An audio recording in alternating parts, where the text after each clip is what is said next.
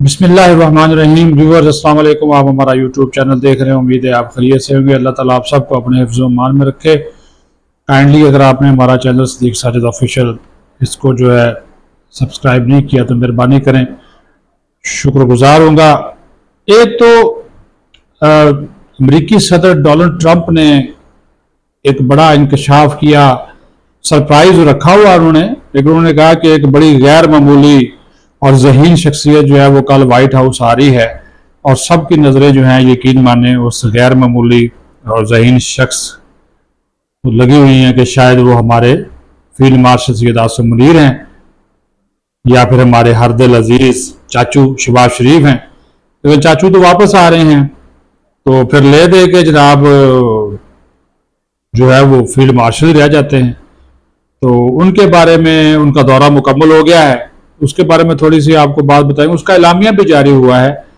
फिर जनाब ये भी एक कहानी जो है वो हमने थोड़े दिन पहले वो की थी, आपको बताई थी कि जो ईरानी वफद था इसको सिक्योरिटी हमारे पाक फजाइया के लड़ाका तैयारों ने दी थी। तो जब ये मुज़ाकरात में डील नहीं हुई, पहले दौर में मुआहदा नहीं हुआ, तो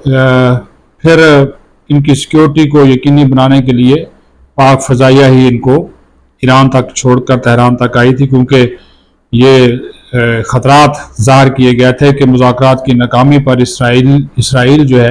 इनके तैयारे को निशाना बना सकता है। लेकिन हमने उनकी सिक्योरिटी की ज़मानत भी दी और उसको यकीनी भी बनाया।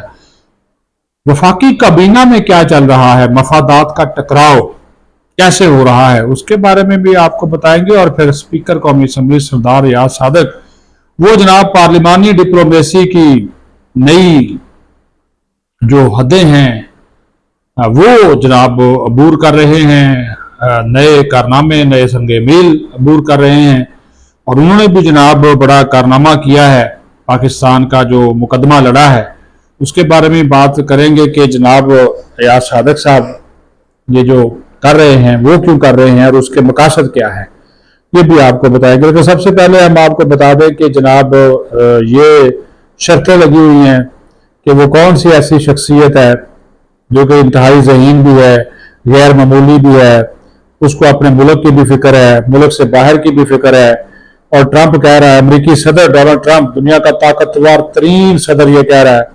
कि जनाब वो कल शख्सियत वाइट हाउस आ रही है और उसके साथ में बैठ के प्रेस कॉन्फ्रेंस करूंगा। तो जनाब वो शख्सियत मौजूदा हालात में कौन हो सकती है वो आपको पता ही है, वो हमारे फील्ड मार्शल हो सकते हैं, या तो फिर ये हो सकता है कि ईरानी सदर चले जाएं, सीधे चले जाएं जनाब वाइट हाउस, वो तो इंतहाई गैर मामूली बात होगी, ठीक है, या कोई और आ जाए। लेकिन कहा यह जा रहा है, हम पाकिस्तानियों का ये माथा ठनक रहा है कि ये शख्सियत जो है वो हमारे फील्ड मार्शल हो सकते हैं। बड़े एजाज की बात होगी, क्योंकि वो ईरान गए थे, तेहरान गए थे, उनका 3 रोजा जो दौरा तेहरान है वो तो मुकम्मल हो चुका है। उसका एलामिया भी ISPR की जानब से जारी कर दिया गया, लेकिन उस एलामिया में ये नहीं का बताया गया कि चीफ साहब वापस आ गए हैं, ठीक है। मोहसिन नकवी साहब के साथ वो गए थे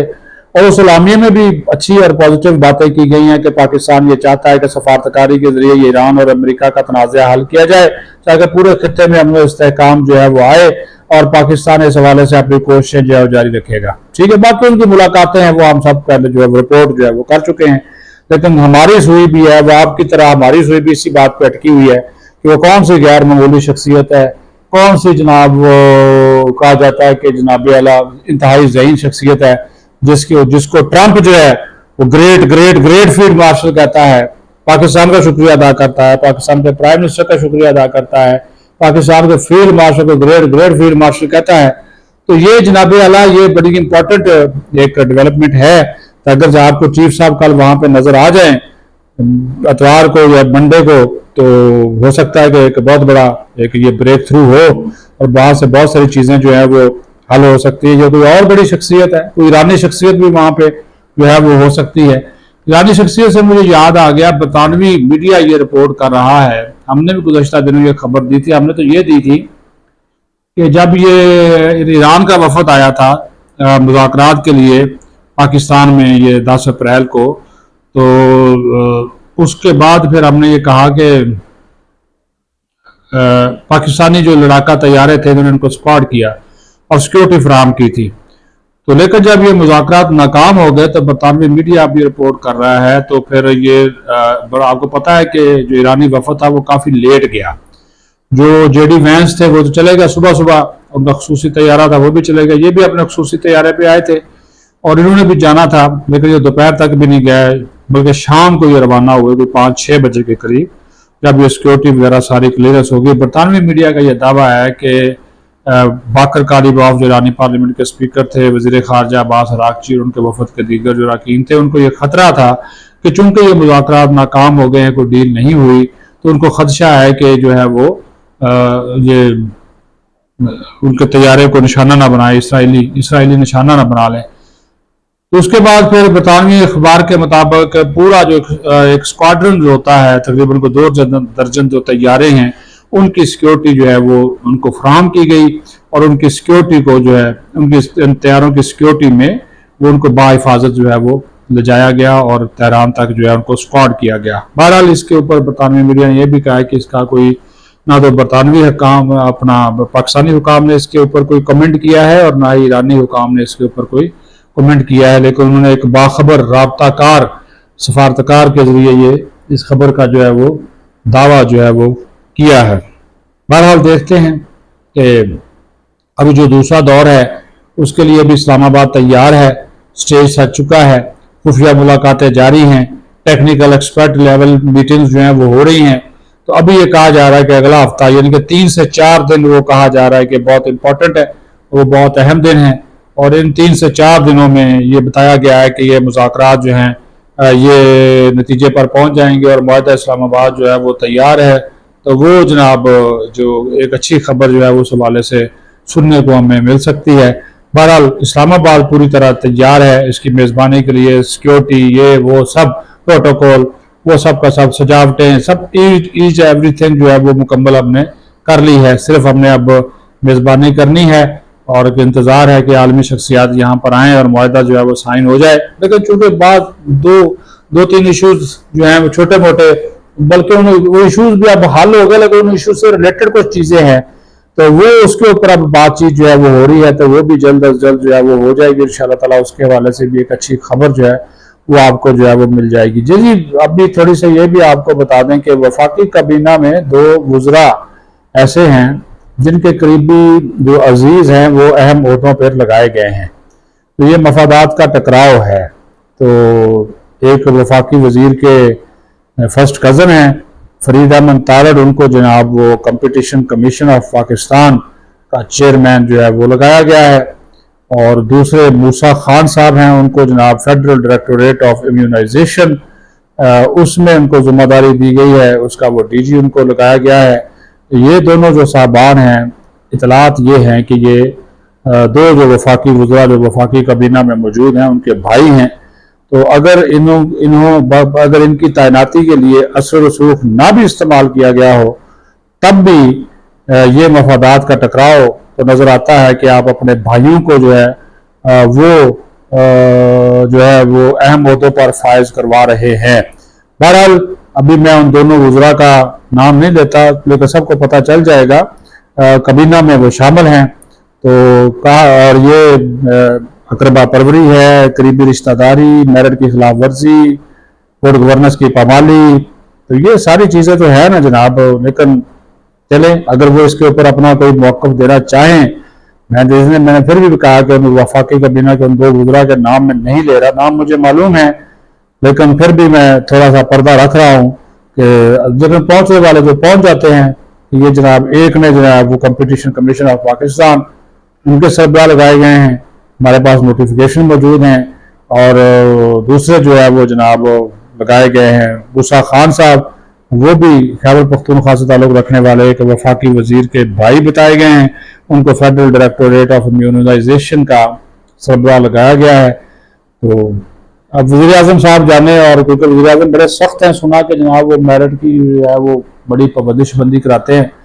اگر اس معاملے کو بھی دیکھ لیں. بہرحال یہ میرے نزدیک ایک مفادات کا ٹکراؤ ہے کہ اگر آپ ایک اہم عہدے پر موجود ہیں تو پھر آپ اپنے عزیز و اقارب اور بھائیوں کو سرکاری اداروں میں اہم عہدے دلوائیں گے، سوال تو پھر کرنا بنتا ہے نا جی. بہرحال स्पीकर कौमी असम्बली सरदार रियाज सादिक साहब के हवाले से, जो कि इन दिनों इस्तांबुल में हैं, वहाँ पर चल रही है जनाब इंटर पार्लिमानी यूनियन, बैनुल पार्लिमानी यूनियन का जो जनरल असम्बली है उसका 152वां इजलास है, 152 इजलास है जो कि वहाँ पे चल रहा है। उसमें जनाब आला सरदार रियाज सादिक साहब की जो पार्लिमानी डिप्लोमेसी है उसके जो डंके हैं वो बज रहे हैं। तो जनाब वाला वो चूँकि सरदार रियाज सादिक साहब भी जो मुज़ाकरात हुए ईरान के साथ, क्योंकि वो भी स्पीकर हैं और ईरानी पार्लियामेंट के जो स्पीकर हैं बाकर कालिबाफ, उनका मनसब और इनका मनसब बराबर है, तो ये भी उस मुज़ाकराती टीम का हिस्सा थे जिसने मुज़ाकरात के पहले दौर में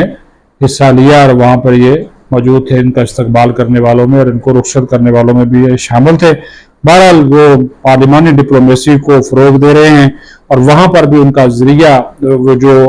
उनकी गुफ्तगू है, जो उन्होंने आज रूस, चीन, अज़रबैजान, नेपाल, मालदीव, उज़्बेकिस्तान, तुर्किया और दीगर ममालिक के जो पार्लिमानी वफूद और उनके स्पीकर के साथ जो साइड लाइन पर मीटिंग्स की हैं, उसमें भी सरदार रियाज सादिक साहब ने कहा है कि पार्लिमानी डिप्लोमेसी जो है तो इसके ज़रिए हम तनाज़ात को हल भी कर सकते हैं। मिल बैठने का तो मौका होता ही होता है, लेकिन जो पार्लियामेंट्री डिप्लोमेसी है इसके ज़रिए अरकान पार्लियामेंट अपने अपने ममालिक को करीब ला सकते हैं, अपने मुल्क के अवाम को करीब ला सकते हैं। और जिस तरह बातचीत ईरान और अमेरिका के दरमियान उन्होंने कहा कि हो रही है, इससे न सिर्फ खित्ते में अमन इस्तेहकाम आएगा बल्कि जो खलीजी ममालिक के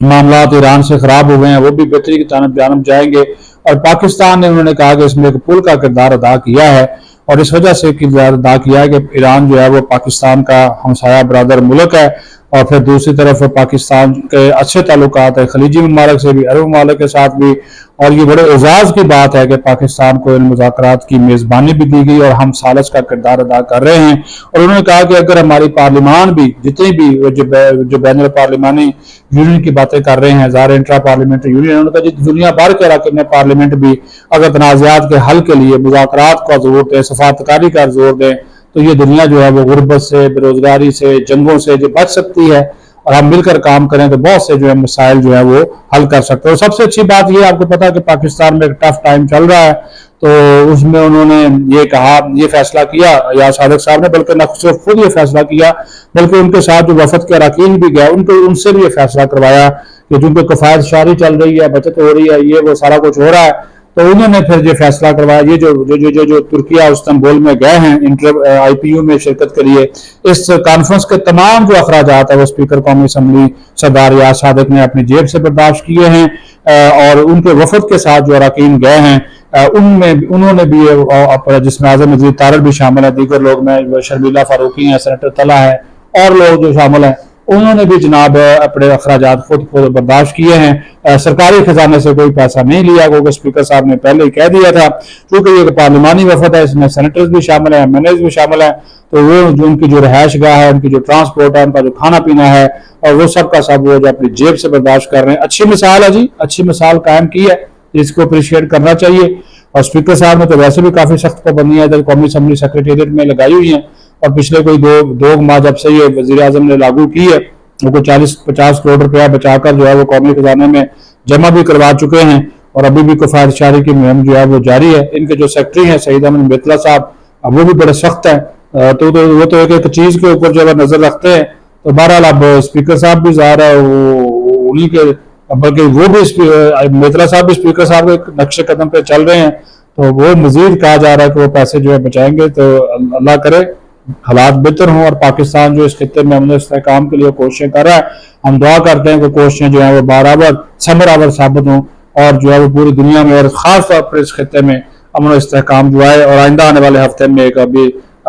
इस अमन की जीत की, इंसानियत की जीत के हवाले से एक बड़ी खुशखबरी जो है वो हमें मिले। पाकिस्तान जिंदाबाद।